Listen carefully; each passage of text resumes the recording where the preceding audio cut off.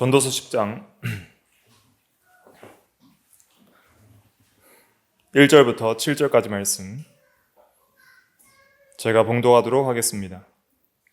1절 죽은 파리들이 향기름을 악취가 나게 만드는 것 같이 적은 우매가 지혜와 존귀를 난처하게 만드느니라. 지혜자의 마음은 오른쪽에 있고 우매자의 마음은 왼쪽에 있느니라. 우매한 자는 길을 갈 때에도 지혜가 부족하여 각 사람에게 자기가 우매함을 말하느니라. 주권자가 내게 분을 일으키거든 너는 내 자리를 떠나지 말라. 공손함이 큰 허물을 용서받게 하느니라. 내가 해 아래에서 한 가지 재난을 보았노니 곧 주권자에게서 나오는 허물이라. 우매한 자가 크게 높은 지위들을 얻고 부자들이 낮은 지위에 앉는도다. 또 내가 보았노니 종들은 말을 타고 고관들은 종들처럼 땅에 걸어 다니는도다. 아멘. 이 시간 말씀의 제목은 지혜자와 우매자입니다. 지혜자와 우매자라는 제목으로 하나님 말씀을 증거하겠습니다. 10장 전체는 지혜자와 우매자를 비교하면서 우리가 참된 지혜자의 삶을 살 것을 교훈하는데, 특별히 이 전도자인 솔로몬이 잠언을 기록한 것처럼 이 10장에서는 이 잠언적인 말씀들이 많이 나옵니다. 잠언과 유사한 말씀도 많이 나오고, 잠언이라는 것은 찌르는 말씀이라는 뜻이죠. 바늘 잠자를 써서. 그래서 우리의 마음을 찌르고 교훈하는 말씀인데, 교훈적인 격언들, 짧은 구절의 이 말씀들이 기록이 되어 있습니다. 1절은 그 적은 우매의 악 영향에 대해서 말하고 있습니다. 굉장히 작고 사소해 보이는 우매한 일들, 우매한 행위가 우리에게 큰 악영향을 끼치고 특별히 이 지혜와 존귀를 난처하게 만든다 그랬습니다. 1절 다 같이 한번 읽어볼게요. 시작. 죽은 파리들이 향기름을 악취가 나게 만드는 것 같이 적은 우매가 지혜와 존귀를 난처하게 만드느니라. 네. 죽은 파리는 굉장히 사소한 미물이죠. 그런데 그 하찮은 것이 귀한 향기름통에 들어갔을 때 그 작은 것이 그 값비싸고 귀한 향기름 전체를 망가뜨리는데, 향만 없애는 것이 아니라 오히려 악취가 나게 만든다는 거예요. 이것은 지혜자가 지금까지 지혜롭게 살면서 성공스럽게 한 일과 명성과 존귀가 있어요. 그런데 그러한 지금까지 잘 나와서 쌓아놨던 존귀들이 그 하찮고 사소한 파리가 향기름 전체를 망가뜨리는 것처럼 자기의 명성과 존귀를 더럽힌다는 거예요. 여기서 난처하게 만드는 이라는 원어적 의미는 악취가 나게 만드는 것처럼 그렇게 갖게 한다, 즉 더럽힌다는 의미입니다. 적은 우매가 지혜와 존귀를 더럽힌다, 이런 뜻이에요. 그러니까 사소한 어리석은 행동과 말이 우리의 명예를 더럽히는 거예요. 그러니까 우리는 사소하고 어리석은 이 일들을 매우 주의해야 됩니다. 사람이 어리고 아직 귀하고 높은 자리에 있지 않을 때에는 약간의 실수가 있어도 그렇게 크게 자기 명예를 실추시키는 일이 되지 않을 수 있습니다. 그런데 사람이 나이가 들고 지위가 올라갈수록 작은 우매가 큰 난처와 또 명예의 큰 실추를 가져오는 것이죠. 그래서 우리는 이 세상을 살아갈 때에 이 작은 우매, 이 우매라는 것은 어리석을 우자에 어두울 매자거든요. 그러니까 어리석고 어두워서 사리 분별이 안 되고 지혜가 없다는 뜻이에요. 그러니까 이 지혜 없는 말과 행동, 이것은 작은 실수일 수도 있고요. 좀 경험이 부족하다 보니까 좀 말의 실수와 행동의 실수가 나올 수 있는 거예요. 또 사소한 악일 수도 있고 사소한 죄일 수도 있어요. 이러한 사소한 일들이 그 사람 인생 전체를 망가뜨리기도 합니다. 그래서 유명한 연예인들이나 정치가들이나 아니면 또 어떤 종교 지도자들이나 목사들이 사람들에게 각광을 받지 않고 유명하지 않을 때는 뭐 그들의 말을 신경도 안 썼겠지만 많은 사람들의 시선이 집중되는 자리에 올라갔을 때에는 뭐 SNS에 남기는 글이라든지 공적으로 말하는 언어라든지 그러한 말들이 사소한 실수가 책 잡혀서 그들의 모든 커리어와 그 다음에 명예를 더럽히는 일들이 자주자주 발생을 하는 것입니다. 그래서 우리가 이 적은 실수를 명예가 높아질수록 주의해야 한다는 것을 깨달아야 됩니다. 그래서 지혜가 참 중요해요. 지혜라는 것은 적은 우매를 주의해야 된다는 것을 깨닫는 거예요. 그래서 우리가 실수가 없어야 되는데 우리가 근데 실수가 없을 수가 없습니다. 야고보서 3장 2절에 보면 우리가 다 실수가 많으니 만일 말에 실수가 없는 자라면 곧 온전한 사람이라 그랬어요.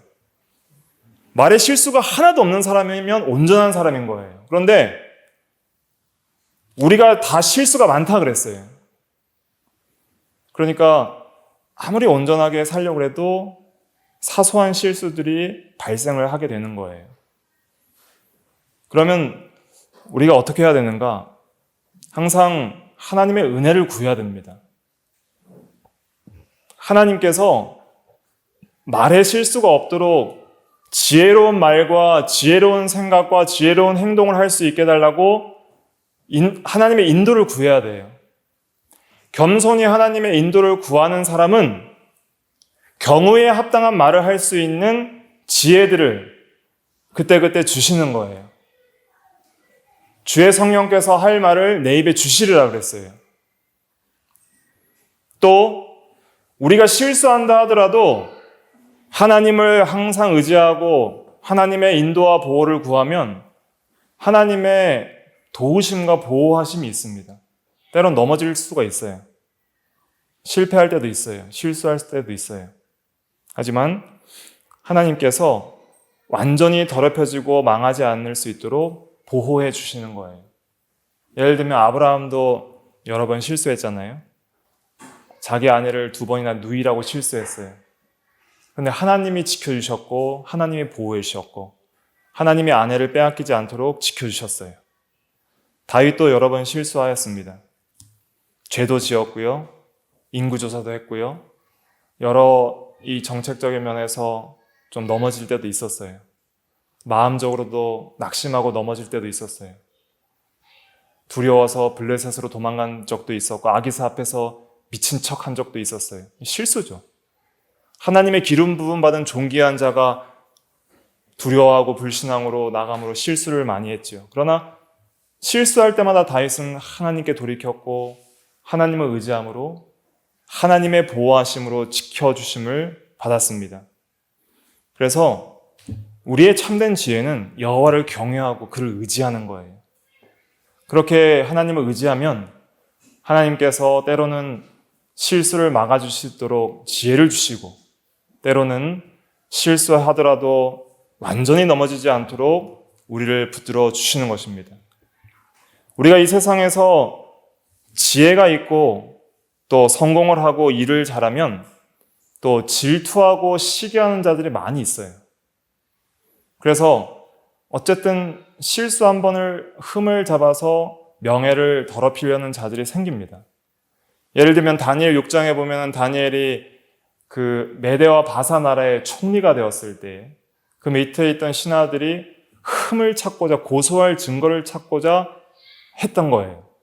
근데 찾지를 못했어요. 왜냐하면 다니엘에게는 탁월한 영이 있었다 그랬어요. 원문에 오면 탁월한 영이 있어서 하나님의 성령의 인도를 받고 진리를 따라 사는 그러한 중생한 생명의 새 사람의 새 마음이 있으니까 그 하나님의 지혜를 따라 사니까 흠잡을 것이 없이 살아갈 수 있는 지혜를 얻었던 것이죠.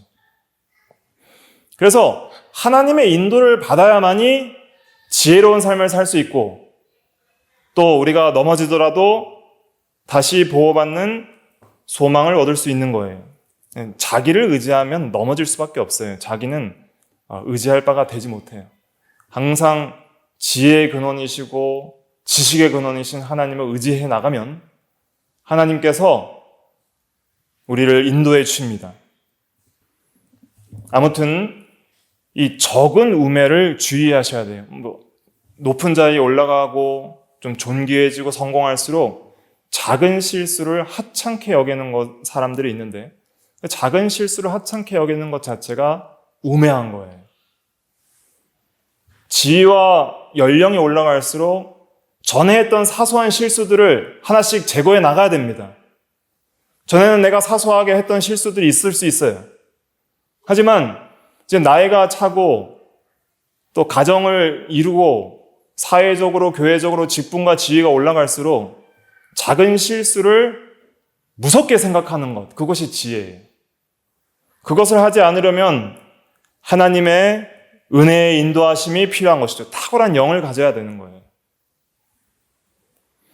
그래서 이 적은 우매는 이렇게 악한 영향을 끼친다는 것을 깨닫는 것이 지혜입니다. 지혜자는 그런 것을 주의하는 것이죠. 그리고 이 적은 우매가 자신의 존귀만 더럽히는 것이 아니라 자기가 속한 가정, 단체, 교회, 나라에 해를 끼칠 수 있는 거예요. 특별히 여호수아 때는 아간 한 사람의 범죄로 인하여서 이스라엘 전체가 아이성 전투에서 실패했죠. 그러한 일들이 있을 수 있는 것이죠. 그러면 우리가 이 적은 우매를 저지르지 않고 참 지혜롭게 살아가려면 어떻게 해야 되냐면 마음을 잘 지켜야 돼요. 마음이 중요한 거예요. 우리가 아무리 실수를 안 하려고 힘을 써도 어차피 마음속에 있는 건 나오게 되어 있어요. 마음이 변하지 않는 이상 겉모양인 말과 행동을 아무리 주의해도 소용이 없어요. 언젠간 속에 있는 것이 나오게 되어 있어요. 반드시 나옵니다. 부지중에 나와요. 그러니까 마음을 거룩하게 하고 새롭게 하고 마음을 지키는 것이 그것이 생명이에요. 그래서 무릇 지킬 만한 것 가운데 더욱 내 마음을 지키라. 생명의 근원이 이에서 남이니라. 잠언 3장 24절에 그랬잖아요. 잠언 4장 23절입니다. 잠언 4장 23절에. 또 한 구절 찾아볼까요?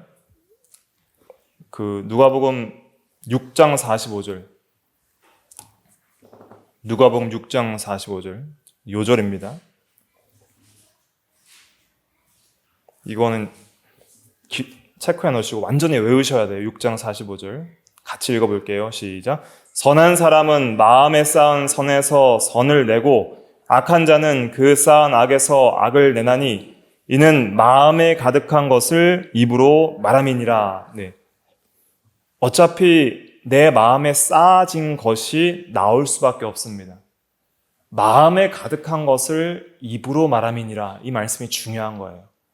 내 마음에 있는 것이 입으로 나올 뿐 아니라 입은 행동의 대표예요. 입과 모든 습관과 행동으로 나오게 되어 있어요. 마음속에 있는 것이. 그러니까 아무리 자기의 실수를 제어하려고 해도 마음이 제어가 안 되면 소용이 없는 거예요. 마음이 다스려지고 마음이 새롭게 되고 마음이 선해지고 마음에 선한 것이 안 쌓여 있으면 마음에 지혜가 없으면 항상 우매한 것들이 나오게 되어 있어요. 그럼 우리가 어떻게 해야 되는가? 마음을 잘 지키고 마음을 잘 관리하는 것이 그게 지혜예요. 전도서로 다시 돌아오셔서 그래서 2절을 읽어볼게요. 10장 2절. 10장 2절 시작. 지혜자의 마음은 오른쪽에 있고 우매자의 마음은 왼쪽에 있느니라. 네. 지혜자의 마음은 오른쪽에 있다 그랬어요. 우매자의 마음은 왼쪽에 있다 그랬어요. 성경에서 오른쪽과 왼쪽은 무엇을 상징하냐면 오른쪽은 영광, 능력, 의로움을 상징해요. 영광의 의미는 주께서 하나님 보좌 우편에 앉으셨느니라. 그 우편에 앉으셨다는 것은 영광의 자리, 능력의 자리, 요긴한 자리를 가리키는 거예요. 또 오른쪽은 의로움을 상징하는 거예요. 이사야 41장 10절에 보면 참으로 나의 의로운 오른손으로 너를 붙들리라 그랬어요. 하나님의 오른손은 의로운 오른손이라 그랬어요. 그러니까 이 오른쪽은 의의 쪽인 거예요. 또 마태복음 25장 33절에 보면 이 백보자 심판 때 예수님께서 양과 염소를 각각 나누는데 양은 오른편에 염소는 왼편에 두셨다 그랬어요. 그러니까 오른편은 의인의 자리, 택자와 성도의 자리고 왼편은 불의한 자, 죄인의 자리, 불택자와 불신자들의 자리인 것이죠. 마태복음 25장 41절에 보면 왼편에 있는 자들에게 주께서 이르시되 저주를 받은 자들아 나를 떠나 마귀와 그 사자들을 위하여 예비된 영원한 불에 들어가라 그랬어요. 왼편은 어디냐? 저주받는 자리, 수치의 자리예요. 영광의 자리가 아니라. 또 왼편은 오른손잡이 기준으로는 능력이 좀 약해요. 능력이 약하고 힘이 없는 것을 상징해요. 그러니까 마음에 적용하면 마음을 능력 있게 잘 제어하지 못하는 것이 왼편에 있는 거예요. 우매자의 마음은 왼편에 있다는 것은 마음을 다스리는 능력이 없다 이런 뜻입니다. 마음을 다스릴 마음도 없고 능력도 없어요. 지혜자는 오른손의 능력으로 마음을 붙드는 것처럼 마음을 잘 다스리고 마음을 지키는 능력이 있다는 거예요. 지혜자는 마음을 의에 둡니다. 진리에 두고 하나님에 두고 하나님 중심, 진리 중심, 의 중심의 마음을 가지기를 힘쓰는 거예요. 어떻게든 내 마음이 믿음으로 기울어지고 진리로 기울어지고 하나님께로 기울어지고 의의 방향으로 기울어지도록 힘을 쓰는 거예요. 마음의 경향성이 그렇게 가는 거예요. 그게 지혜자예요. 그런 마음을 잘 지켜야지 마음이 변화되고 선한 것이 많이 쌓이고 마음이 변화돼야지 사람이 변화되고 인격이 변화되고 습관이 변화되고 삶이 변화되는 거예요. 그러니까 말과 행동이 변화가 되게 되어 있는 것입니다. 그러면 우리가 이 마음을 오른쪽에 두고 의의 편, 하나님의 편, 영광의 편, 능력의 편에 두려면 어떻게 해야 되는가? 선한 것을 많이 쌓아야 돼요. 어떻게든 마음속에 선한 것이 많이 들어가야 돼요. 그런데 우리 안에는 선한 것이 나올 수가 없어요. 악한 것밖에 나오지 않아요. 그 마가복음 7장에 나오죠. 그 말씀이 마가복음 7장. 마가복음 7장 20절부터 23절 다 같이 읽어볼게요. 시작. 또 이르시되 사람에게서 나오는 그것이 사람을 더럽게 하느니라. 속에서 곧 사람의 마음에서 나오는 것은 악한 생각 곧 음란과 도둑질과 살인과 간음과 탐욕과 악독과 속임과 음탕과 질투와 비방과 교만과 우매함이니 이 모든 악한 것이 다 속에서 나와서 사람을 더럽게 하느니라. 이 모든 악한 것이 다 속에서 나와서 사람을 더럽게 한다 그랬습니다. 파리 한 마리가 향기름을 더럽히듯이 적은 우매가 존귀를 더럽히듯이 마음속에 있는 악한 생각이 우리를 더럽힌다는 거예요. 결국 이 악한 생각을 다스리지 못하고 제어하지 못하고 이기지 못하면 우리는 지혜자, 하나님 앞에서 성공적인 삶을 살아가는 믿음의 사람이 될 수가 없는 것이죠. 그러려면 어떻게 해야 되는가? 악한 생각을 없애야지 한다고 안 없어집니다. 그건 나예요, 나. 악한 생각은 나예요, 나. 전적으로 부패한 내 마음. 그걸 이기려면 어떻게 해야 되는가? 말씀의 씨앗을 지속적으로 마음에 뿌려야 됩니다. 그 방법밖에 없어요. 지속적으로 말씀의 씨앗이 마음밭에 박혀서 30배, 60배, 100배 결실을 맺게 하는 수밖에 없는 거예요. 마태복음 13장. 자, 찾아보세요. 마태복음 13장 23절. 다 같이 읽어볼게요. 시작. 좋은 땅에 뿌려졌다는 것은 말씀을 듣고 깨닫는 자니 결실하여 어떤 것은 100배, 어떤 것은 60배, 어떤 것은 30배가 되느니라 하시더라. 네. 좋은 땅에 뿌려졌다는 것은 이 땅은 마음밭인데 착하고 온유하고 좋은 마음으로 받아서 말씀을 잘 듣고 깨닫는 거예요. 말씀을 듣고 깨닫는 데까지 나아가야 돼요. 듣기만 하고 떠내려 보내지 말라 그랬어요. 히브리서에. 깨닫는 데까지 나아가려면 성령의 인도를 구해야 됩니다.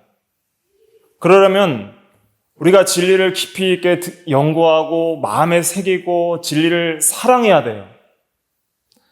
그리고 기도해야 돼요. 하나님, 이 말씀을 깨닫게 해주시옵소서. 성령의 조명을 구해야 됩니다. 그래서 마음이 좀 새롭게 되고 좀 심령이 밝아지고 날이 새어서 샛별이 너희 마음에 떠오르기까지 주의하는 것이 가안이라 그랬잖아요. 베드로후서 1장에. 그러니까 우리의 마음속에 샛별이 떠올라서 진리가 깨달아질 때까지 하나님의 인도를 구하고 성령의 조명을 구해야 됩니다. 그래서 말씀과 성령의 인도를 받아서 마음속에 진리가 깨달아지는 은혜의 역사가 있어야 돼요. 그러려면 말씀을 잘 듣고 배우고 묵상하고 기도해야 되죠.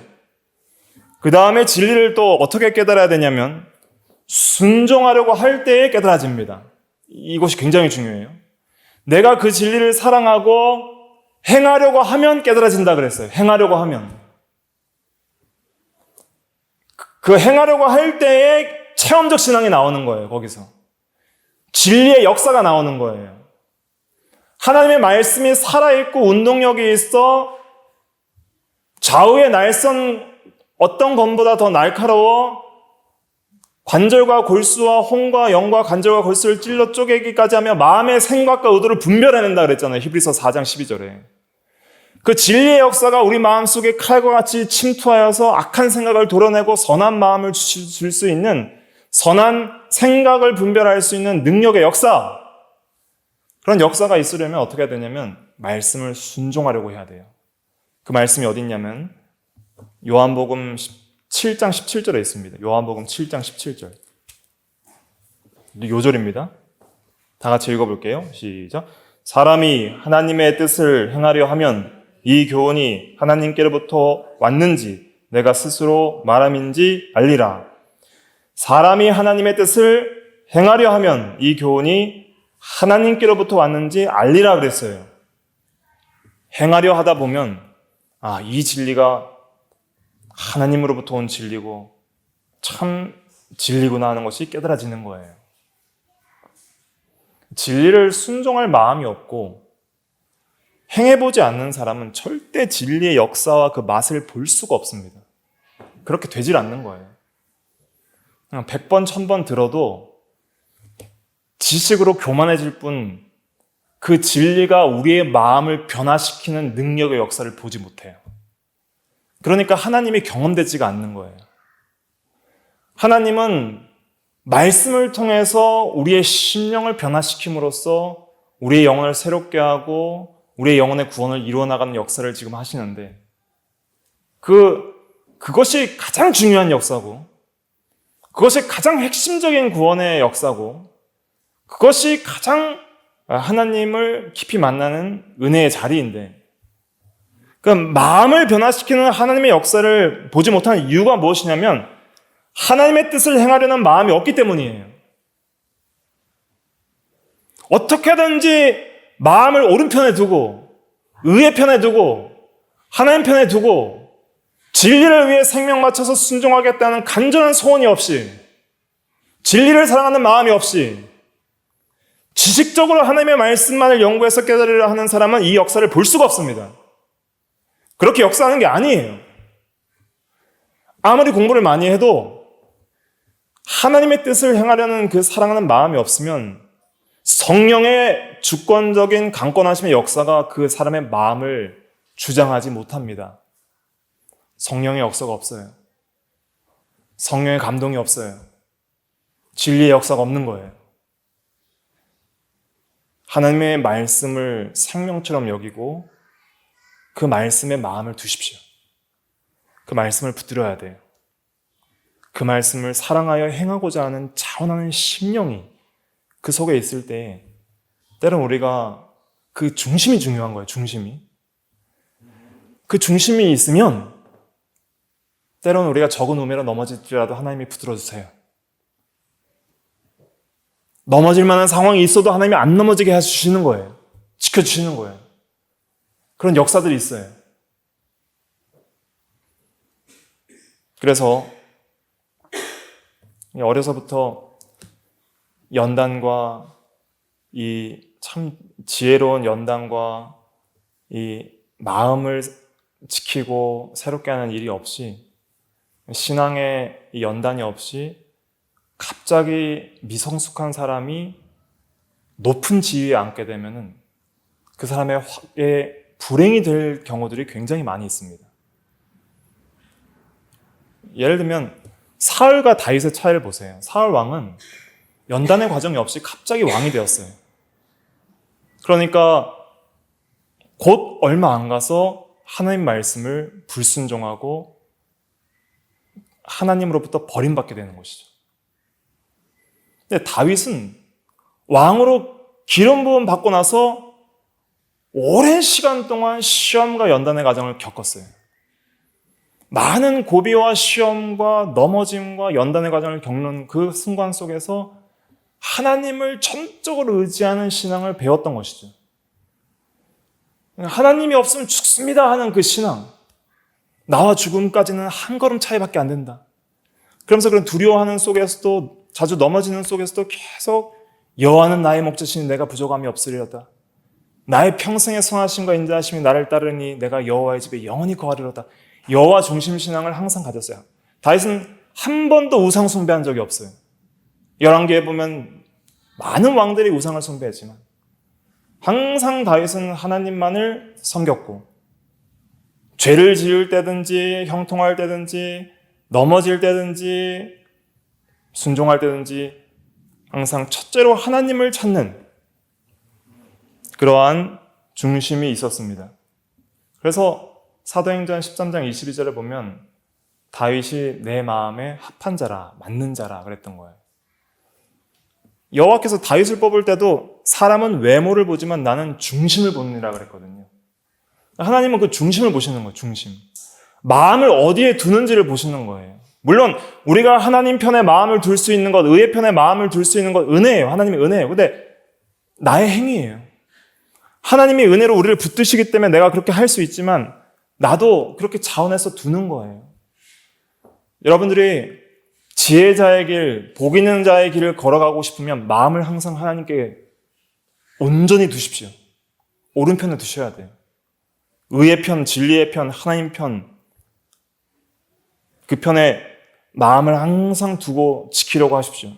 중심이 순수해야 됩니다. 하나님에 대해서는.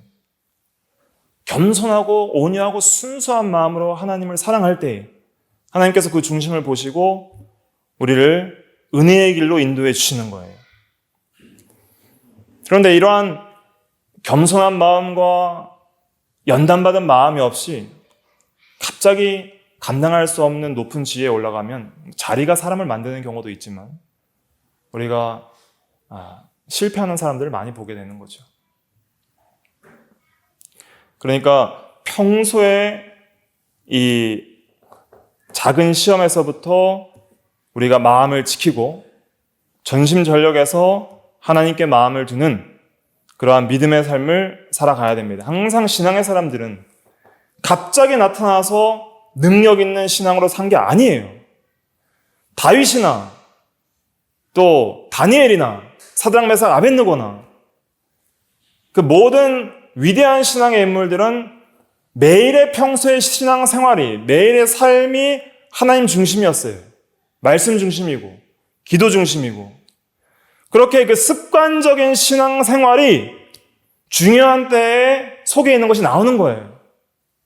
중요한 시험의 때에 속에 있는 것이 나오는 거예요. 그러니까 우리가 매일 평소에 하는 신앙의 습관이 우리의 마음과 인격과 삶을 결정한다. 이걸 우리가 잊으면 안 됩니다. 그러니까 말씀, 기도, 믿음, 순종, 성령의 인도, 이거는 너무 중요하고 매일매일 그것을 위해서 일심정력을 다해야 되는 것이죠. 그래서 우리가 마음을 좀 오른쪽에 두고 하나님께 두고 그 진리의 말씀들이 우리의 마음에 좀 많이 심겨지고 진리를 좀 행하려고 하고 하여튼 중심이 하나님 중심이어야 된다. 개혁신앙의 핵심이 뭐예요? 하나님의 절대 주권 아니에요. 오직 하나님께 영광 아니에요. 하나님 중심 신앙이에요. 오직 나는 하나님만을 높인다. 하나님 중심이다.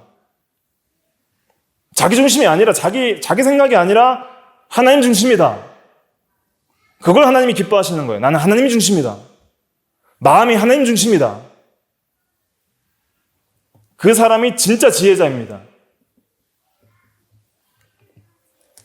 그 다음에 전도서 10장 3절 읽어볼게요. 3절 시작.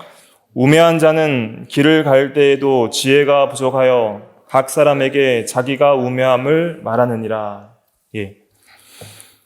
우매한 자는 우매함을 말하느니라 그랬어요.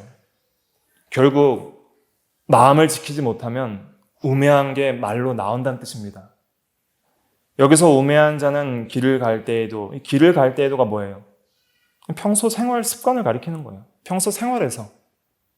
일상적인 생활 속에서, 사소한 생활 속에서 속에 있는 게 나온다는 거예요. 여기 지혜가 부족하다는 것은 의역입니다. 원래 지혜는 히브리어 원어는 레브인데 2절에서 말하는 마음과 동의어예요. 정확히 번역하면 마음이 부족하다 이런 뜻이고요. 근데 그 레브라는 마음의 원어는 그 마음 속으로 하는 어떤 이해력, 의지, 지성적인 이해력도 포함을 해요. 그래서 여기서 마음이 부족하다는 것은 생각이 좀 모자라다 이런 의미로 번역할 수 있어요. 생각이 모자라다. 생각이 없다 이 말이에요. 생각이 없다. 그래서 바른 성경도 생각이 모자라서 이렇게 번역을 했어요. 어떤 생각이 없냐면 지혜롭고 선하고 의로운 생각이 없는 거예요. 그러니까 어리석고 악한 말이 입에서 나오는 거예요. 세상 사람들과 대화하다 보면은 그냥 상스러운 욕, 음란한 말, 그냥 부끄러운 말들을 막 해요. 그러면서도 그걸 자기가 부끄러워하지도 않아요. 그게 뭐냐면 생각이 없다는 거예요. 선한 것이 없기 때문에, 선한 생각이 없기 때문에 선한 말이 나올 수가 없다는 거예요. 절대 이건 숨길 수도 없고 언젠가는 드러나게 되어 있어요. 마음을 지키지 못하면 말의 실수가 항상 드러나게 되어 있어요. 그런데 문제는 뭐냐면 그걸 실수라고도 생각을 하지 않는 거예요. 그러니까 적은 우매를 우매라고 생각을 안 해요. 그러니까 사람들이 높은 지혜에 가도 그러니까 나이가 들고 지위가 높아진다고 항상 사람이 지혜로운 건 아닙니다. 고위 공직자가 된다고 사람이 지혜로운 게 아니에요. 마음이 변하지 않으면 지혜롭지 않은 사람이에요. 우리는 다 지혜가 없어요. 너희 중에 지혜가 부족하거든 후히 주시고 꾸짖지 아니하는 하나님께 구하여라. 그리하면 주시리라 그랬잖아요. 야고보서 1장 5절에. 지혜를 구하셔야 돼요. 생각이 너무 모자랍니다. 그래서 진리대로 생각하고 하나님의 뜻을 분별하여 생각할 수 있는 총명, 그 어떤 총명을 구하셔야 돼요. 총명한 생각. 그러한 생각들이 하나님께로부터 오는 거예요. 온갖 좋은 선물과 온전한 은사는 위로부터 빛들의 아버지께로부터 내려오나니 그랬어요. 아버지께 구하셔야 되는 거예요.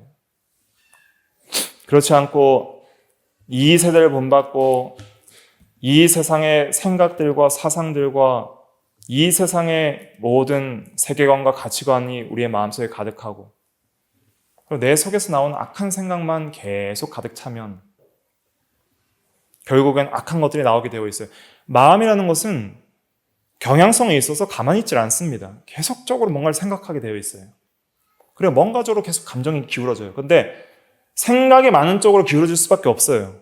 그리고 가만히 내버려 두면 악한 것들만 계속 튀어나옵니다. 속에서 나와서 그 사람을 더럽게 한다 그랬잖아요. 속에서 계속 나오는 거예요. 넘치는 악이 튀어나와요. 우리 마음속은 우상의 공장이라 그랬고 칼빈은.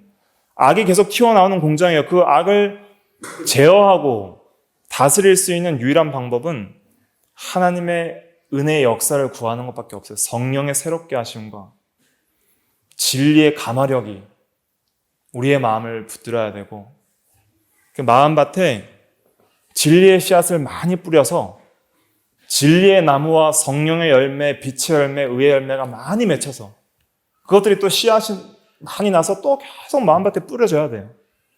그러면 악한 것들이 가시와 엉겅퀴가 되어서 튀어나오려고 해도 못 튀어나오는 거예요. 진리의 나무들이 너무 강력하게 뿌리를 받고 있으니까. 진리가 마음속에 뿌리를 더 깊게 박을수록 잡초나 악한 생각들이 세력을 쓸 수 없게 되는 거예요. 그렇게까지 나가야 됩니다.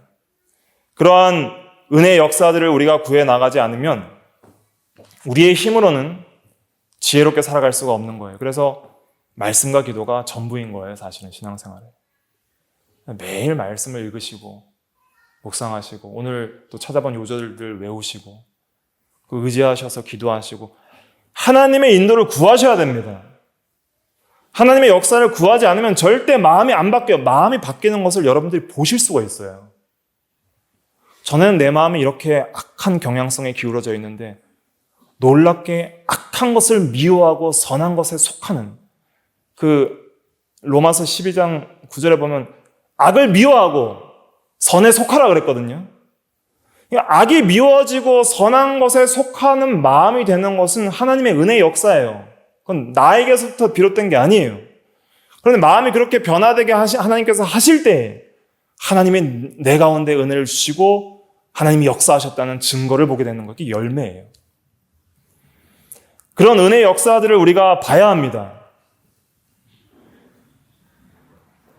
그럴 때 우리가 참으로 하나님께서 살아계심을 느낄 수 있고 하나님이 우리와 함께 하심을 경험할 수 있는 것이죠. 그래서 오늘은 3절까지만 하겠습니다. 지혜자와 우매자의 길이 있습니다. 마음이 있고요. 1절은 적은 우매가 존귀를 더럽힌다 그랬어요. 작은 악과 실수를 우리가 주의해야 되고 작은 말을 우리가 주의해야 돼요. 그래서 특별히 어떤 지혜로운 말이 생각이 나지 않으면 차라리 말을 하지 않는 것이 더 낫습니다. 말을 아끼는 것이 낫고 그 다음에 지혜자의 마음은 오른쪽에 있다 그랬어요. 오른쪽은 뭐라 그랬죠? 능력, 영광, 의의 편이에요. 능력, 영광, 의. 하나님 편이고 그리고 우매자는 우매함을 말한다 그랬습니다. 마음이 좀 부족하고 생각이 모자라서 말한다 그랬으니까 우리가 생각이 좀 변화돼야 됩니다. 마음이 좀 변화되고 생각이 변화될 수 있도록 하나님의 인도를 구해야 되겠죠. 말씀과 기도에 힘을 쓰시고 어쨌든 시간이 날 때마다 마음을 다해서 기도하셔야 됩니다. 간절하게 기도하셔서 하나님께서 진리로 우리의 마음을 다스리실 수 있도록 그렇게 힘써 해나가야 되겠습니다. 다 같이 잠깐 기도하겠습니다.